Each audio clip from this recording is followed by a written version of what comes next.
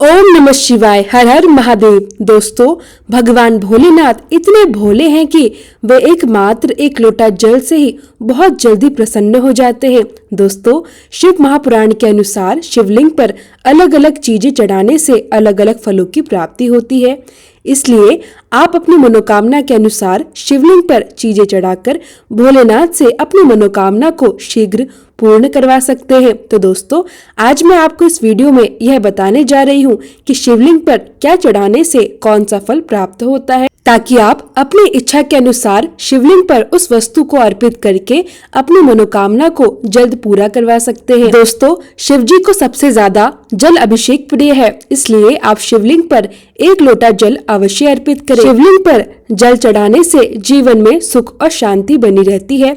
दोस्तों, शिवलिंग पर दूध में चीनी मिलाकर चढ़ाने से बच्चों का मस्तिष्क तेज होता है। यदि आप शिवलिंग पर गन्ने का रस चढ़ाते हैं तो आपको अखंड लक्ष्मी की प्राप्ति होती है और सभी प्रकार के सांसारिक सुख प्राप्त होते हैं। इसके अलावा शिवलिंग पर गंगा जल चढ़ाने से मनुष्य को भौतिक सुखों के साथ साथ मोक्ष की भी प्राप्ति होती है।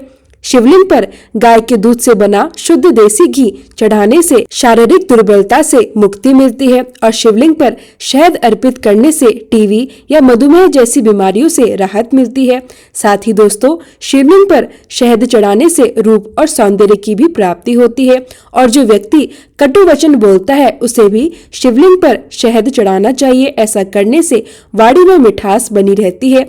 इसके अलावा शिवलिंग पर आंकड़े का फूल चढ़ाने से सांसारिक बाधाओं से मुक्ति मिलती है और मोक्ष की प्राप्ति होती है। शिवलिंग पर कच्चे चावल चढ़ाने से धन और संपत्ति की प्राप्ति होती है और जब आप शिवलिंग पर जौ चढ़ाते हैं तो यदि आपकी कोई समस्या या परेशानी लंबे समय से चली आ रही हो तो उससे छुटकारा मिलता है और घर में हमेशा सुख समृद्धि बढ़ती है। दोस्तों, शिवजी पर गेहूं चढ़ाने से सुयोग्य पुत्र की प्राप्ति होती है या यदि संतान से जुड़ी कोई समस्या है तो उसमें भी राहत मिलती है। शिवलिंग पर तिल चढ़ाने से समस्त पापों का नाश होता है और यदि कोई व्यक्ति किसी रोग से पीड़ित है और लाख प्रयास के बाद भी बीमारी ठीक नहीं हो रही तो वह जल में दूध के साथ थोड़ा सफेद तिल मिलाकर शिवलिंग पर अर्पित करे। ऐसा करने से सभी बीमारियां दूर होती है। दोस्तों, लंबी आयु के लिए शिवलिंग पर सफेद वस्त्र या जनेऊ अर्पित करें। अगर दोस्तों आपके घर में अभी तक बच्चे की किलकारी नहीं गूंजी है तो आप शिवलिंग पर शुद्ध देसी घी से अभिषेक करें। इससे बहुत जल्द संतान की प्राप्ति होती है।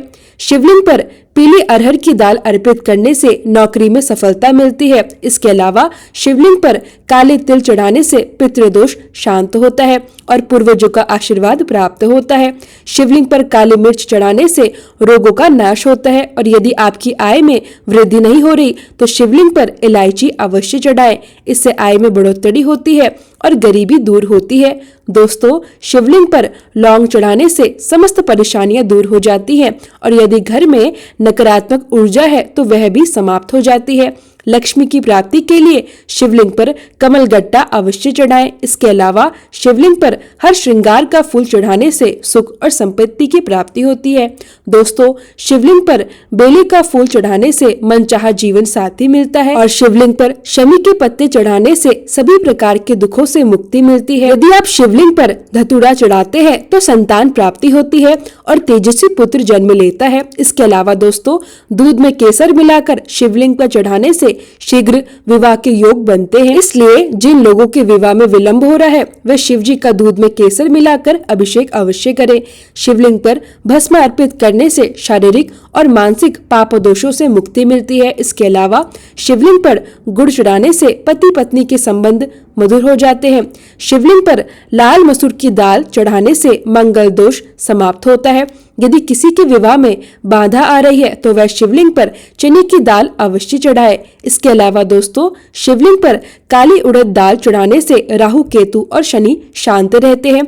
शिवलिंग पर पंचामृत चढ़ाने से सभी मनोकामनाओं की पूर्ति होती है और जल में दूर्वा डालकर अभिषेक करने से रोग दोष दूर हो जाते हैं। शिवलिंग पर दूध चढ़ाने से आरोग्य की प्राप्ति होती है और शिवलिंग पर दही अर्पित करने से जीवन में हर्ष और उल्लास बना रहता है। दोस्तों, शिवलिंग पर शक्कर चढ़ाने से सुख समृद्धि की प्राप्ति होती है और शिवलिंग पर इत्र चढ़ाने से धन्य धान्य की प्राप्ति होती है। यानी अगर आप अपने जीवन में खुशहाली, बरकत और समृद्धि चाहते हैं तो श्रद्धा भाव से शिवलिंग पर शक्कर और इत्र अवश्य अर्पित करें। भोलेनाथ बहुत ही जल्दी अपने भक्तों की मनोकामनाएं पूरी करते हैं। बस जरूरत है सच्चे मन और श्रद्धा की। दोस्तों, शिवलिंग पर बेल पत्र चढ़ाने से जीवन के संकट दूर होते हैं। अगर आपके जीवन में बार बार परेशानियां आ रही हैं, काम बनते बनते बिगड़ जाते हैं, तो शिवलिंग पर नियमित रूप से बेलपत्र अवश्य चढ़ाएं। इसके साथ ही शिवलिंग पर भांग चढ़ाने से बुराई से मुक्ति मिलती है। मन के नकारात्मक विचार, बुरी शक्तियों का प्रभाव और गलत आदतों से छुटकारा पाने के लिए भांग अर्पित करना बहुत ही शुभ माना गया है। शिवलिंग पर हरा मूंग चढ़ाने से हर सुख और ऐश्वर्य की प्राप्ति होती है। अगर आप जीवन में तरक्की, वैभव और सुख सुविधाएं चाहते हैं तो श्रद्धा भाव से शिवलिंग पर हरी मूंग अवश्य चढ़ाएं। इसके अलावा शिवलिंग पर दूर्वा अर्पित करने से सभी प्रकार के भय दूर होते हैं।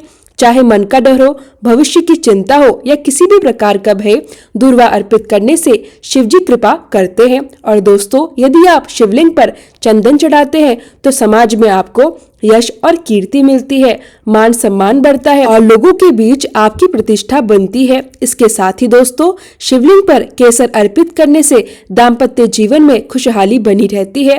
पति पत्नी के बीच प्रेम, समझ और मधुरता बनी रहती है और गृहस्थ जीवन सुखमय होता है।